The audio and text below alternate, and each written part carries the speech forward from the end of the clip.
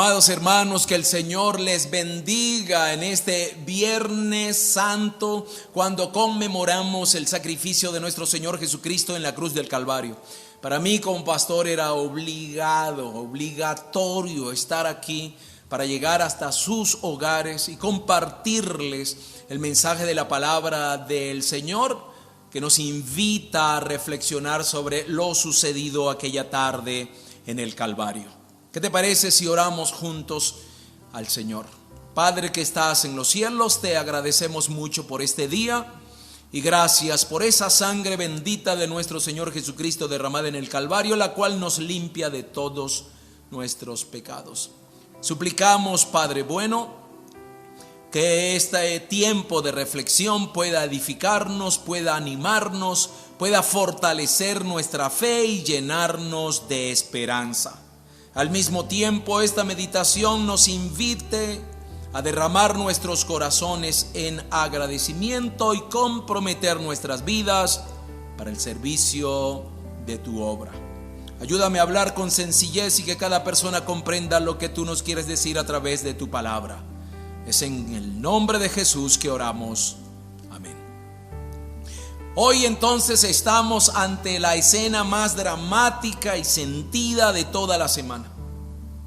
Hoy nos encontramos frente al momento más explícito y demostrativo del amor de Dios para con el hombre, el cual fue creado con un propósito claro, y ese propósito claro es cultivar y tener una relación poderosa con su Creador. Pero el hombre y su Creador tienen un enemigo, y a este enemigo el hombre no lo pudo enfrentar con su astucia, con su habilidad, con su sagacidad.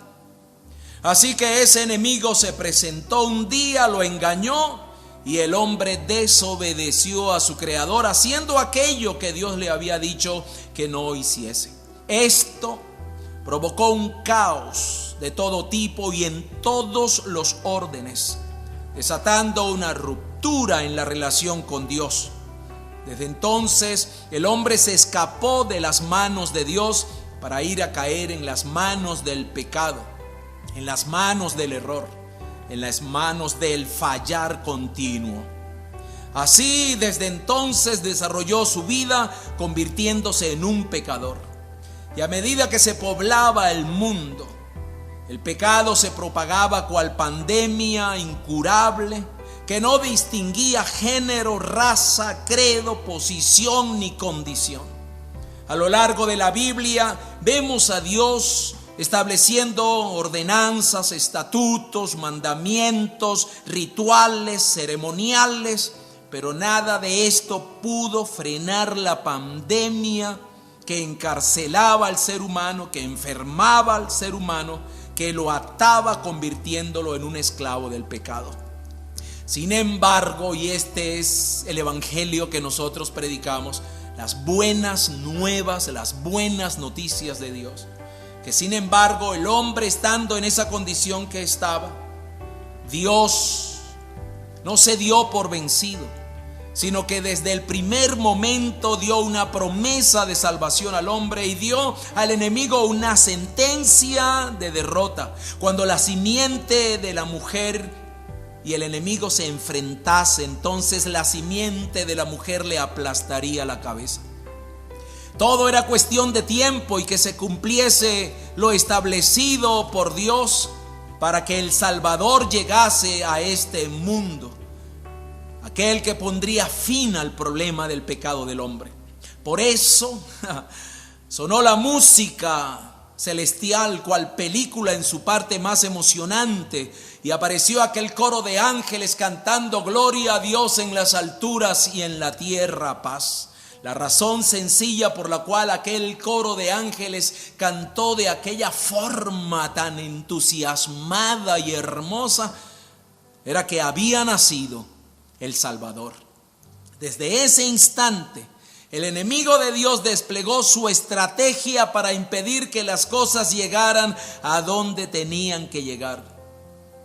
Pero al enemigo no le valieron sus trampas, sus presiones, sus tentaciones, sus ofertas, sus engaños, sus traiciones, sus abandonos, sus amenazas, sus ofrecimientos.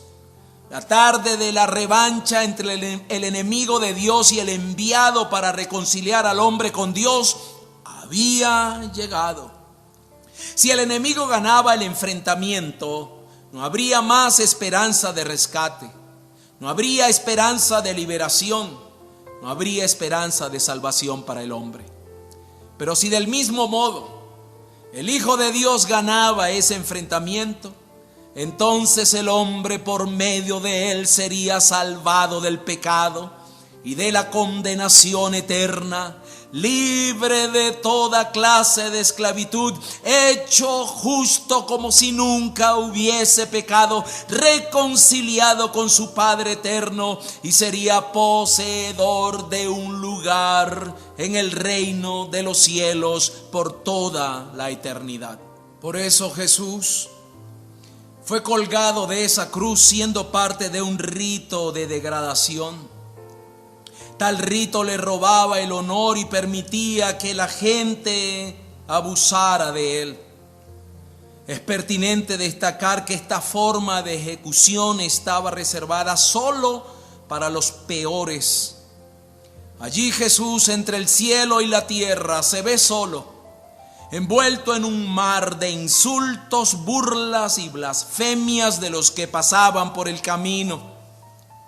Los jefes de los judíos, los dos malhechores que estaban siendo crucificados con él, y los soldados también hacían lo mismo. Todos se mofaban de él diciendo: si eres hijo de Dios, baja de la cruz y creeremos en ti. Has puesto su confianza en Dios, que Él le libre ahora. La humanidad entera representada por estos personajes allí presentes, que se ensañaron contra nuestro Señor Jesucristo.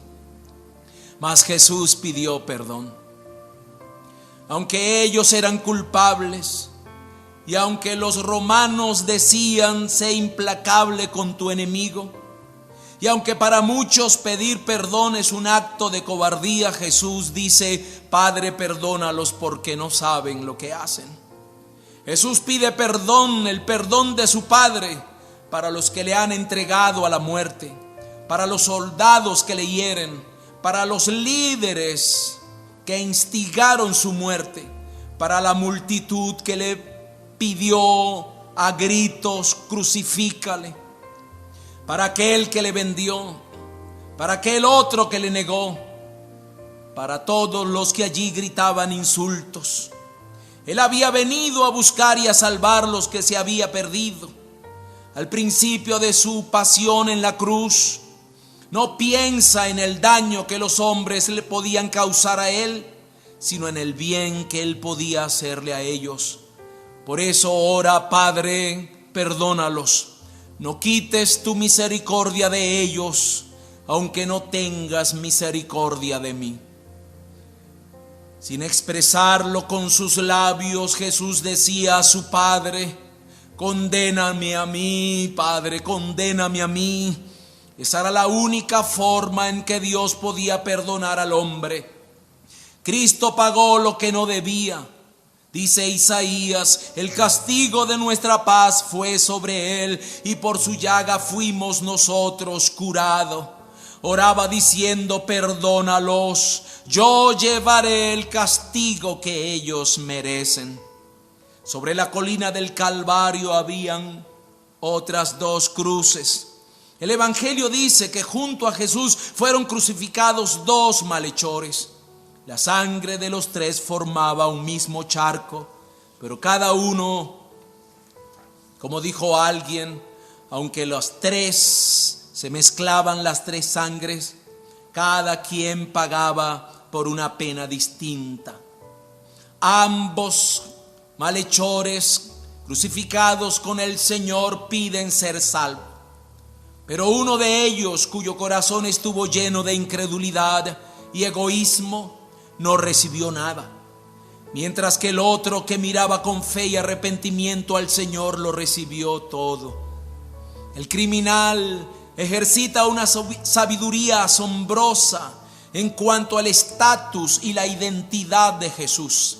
Es más, él sabe su nombre, lo llama Jesús, se dirige a él diciéndole Jesús, y él, como tiene potestad de perdonar, hace uso de esa potestad y lo perdona. Y Jesús, que no había hablado cuando el otro malhechor le injuriaba, volvió la cabeza para decirle a este malhechor: hoy estarás conmigo en el paraíso. ¡Qué ironía!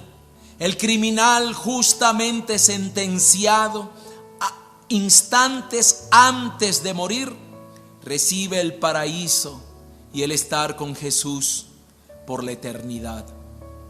Ya María sabía que una lanza traspasaría su costado. No hay duda que este es el cuadro de alguien que sufre por el ser a quien ama. Pero también es el cuadro que nos muestra a Dios interesado, brindando apoyo y seguridad a los desamparados, a los solos, a los desvalidos. ¿Cuántas Marías hay a nuestro alrededor? ¿Cuántos Juan hay a nuestro alrededor? ¿Y qué responsabilidad pudiésemos nosotros asumir para brindarles atención y protección? Otra pregunta interesante: ¿qué de los tuyos y de los nuestros? ¿Dónde está nuestra familia? ¿Está al pie de la cruz o a merced de las tinieblas? ¿Sabes que bajo la sombra de la cruz hay protección para ti y para toda tu familia? Por eso Jesús exclama desde la cruz: mujer, he allí tu hijo; hijo, he allí tu madre. Son casi las 3 de la tarde en el Calvario y Jesús está haciendo los últimos esfuerzos para hacer llegar un poco de aire a sus pulmones. Y en ese momento, incorporándose como puede, grita: Dios mío, ¿por qué me has abandonado? Y resulta interesante que Jesús no gritó en el huerto de los olivos allá en Getsemaní, cuando su sudor era como grandes gotas de sangre. No gritó con la flagelación, ni cuando le colocaron la corona de espina. Ni siquiera abrió su boca cuando clavaron sus manos y sus pies a la cruz. En todo momento enmudeció y no abrió su boca. Pero en este momento Mateo describe que él clamó a gran voz: Dios mío, ¿por qué me has abandonado? Debemos reconocer la humanidad de Jesús. Él vino a este mundo a sufrir y a morir, y eso es lo que está haciendo ahora en el Calvario. Está experimentando el verdadero dolor humano, el verdadero desamparo humano. Ha tomado los pecados del mundo sobre sus hombros y parece que trabajando por la salvación de los pecadores, la comunión con el Padre se ve quebrantada. Fue misteriosamente quebrantada, como dicen los comentaristas. De toda la redención, este es el momento más doloroso para él, el verdadero drama y la verdadera pasión. Jesús lo vivió y lo sintió en este instante. Y aquí descubrimos el inmenso amor de Jesús para con nosotros, los seres humanos. Aquí descubrimos hasta dónde fue capaz de llegar Jesús por ese amor que nos tiene. Porque todo lo vivió por haberse ofrecido para devolvernos la comunión con el Padre y devolverle a su Padre lo que se había perdido. Uno de los más terribles tormentos de la crucifixión era la sed. La deshidratación que sufría debido a la pérdida de sangre era un tormento. Y Jesús, por lo que sabemos, no había bebido líquido desde la tarde anterior. No es extraño que tuviera sed. Lo extraño es que lo dijera. La sed que experimentó Jesús en la cruz del Calvario fue una sed física. Expresó en aquel momento estar necesitado de algo tan elemental como el agua y pidió por favor un poco de agua como lo habría hecho cualquiera. Jesús en este momento se hacía solidario con todos, con los pequeños y con los grandes, con los sanos y con los enfermos que necesitaban o que necesitan y piden un poco de agua. Y es hermoso pensar que cualquier ayuda que nosotros podamos prestar a un moribundo nos hace recordar que Jesús también, estando moribundo, pidió un poco de agua antes de morir. Todo está cumplido. Estas palabras no son las palabras de un acabado. Estas palabras son el grito triunfante de un vencedor. Consumado es. Estas palabras manifiestan la conciencia de haber cumplido hasta el final la obra que el Padre le había encomendado al venir al mundo. Dar la vida para que todo aquel que en él cree no se pierda. Estas son las palabras de alguien que ha cumplido todo lo que debía hacer. Él vino a la tierra para cumplir la voluntad de su Padre y ha realizado esta obra hasta el final. Antes de Cristo sabíamos que Dios era el creador. Sabíamos que Dios era infinito. Sabíamos que Dios era todopoderoso. Pero antes de Cristo no sabíamos cuánto Dios nos amaba. Ahora, el que había gritado hace un momento, ¿por qué me has abandonado?, no tiene miedo en lo absoluto a la muerte, porque sabe que él espera el amor infinito de su Padre. Durante 3 años se lanzó por los caminos, por las ciudades y por las montañas para gritar y proclamar que aquel a quien Israel llamaba Elohim, el Eterno, era su Padre. Y en las mismas manos que sostienen al mundo, Él encomendaba su vida. Y en esas mismas manos que sostienen al mundo, nosotros encomendamos las nuestras. Esas manos tienen nuestro nombre escrito.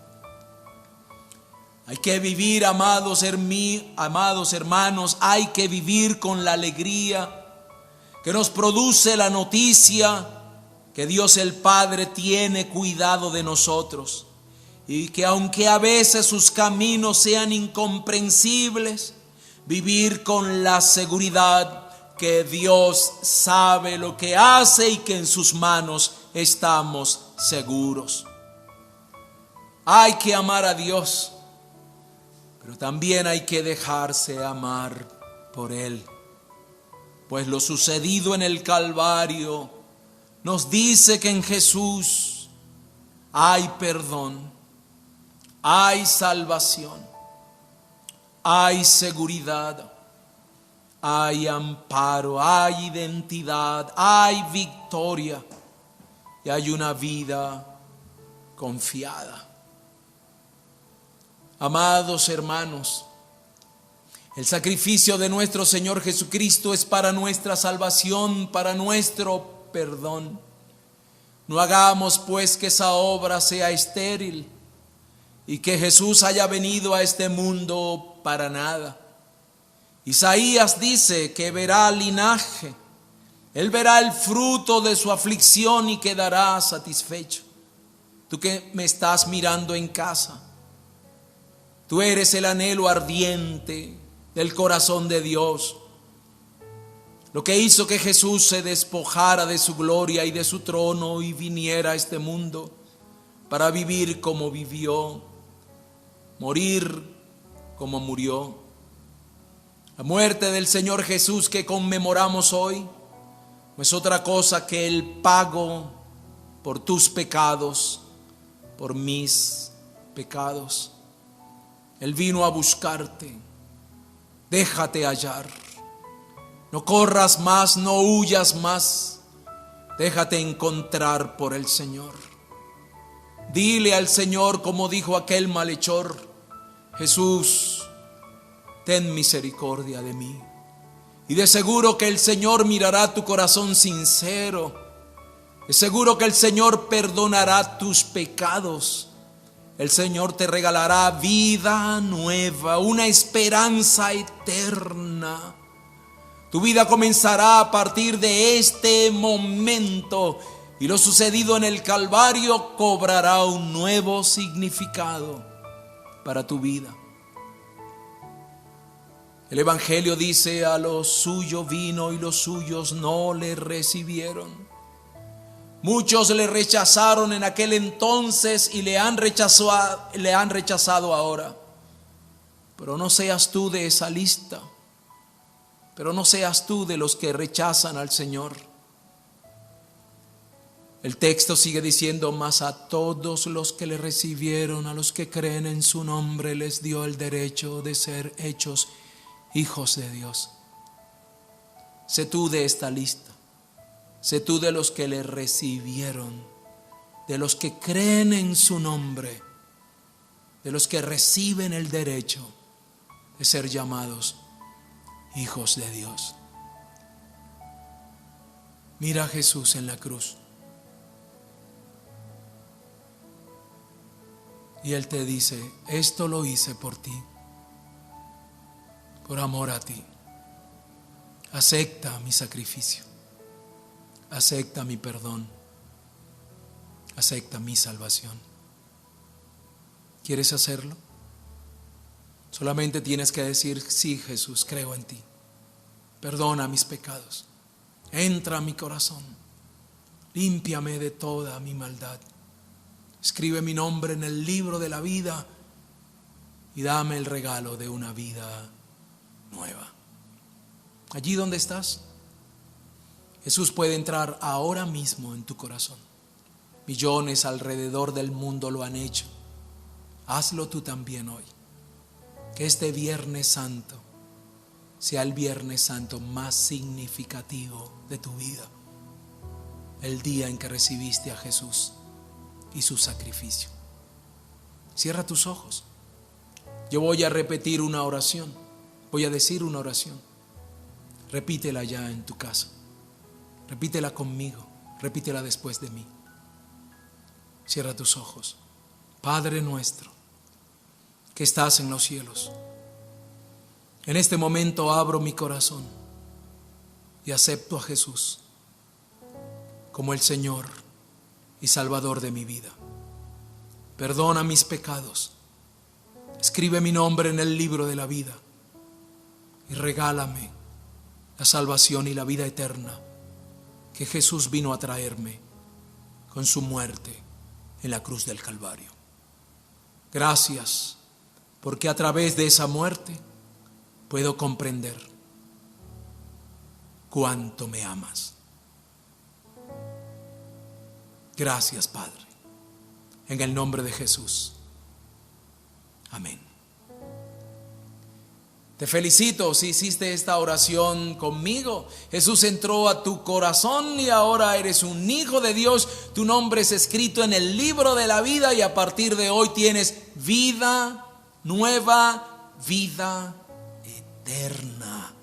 Dios te bendiga, Dios te guarde a ti, a los tuyos y que continúes pasando un maravilloso Viernes Santo en la compañía de tu Señor. Dios les bendiga.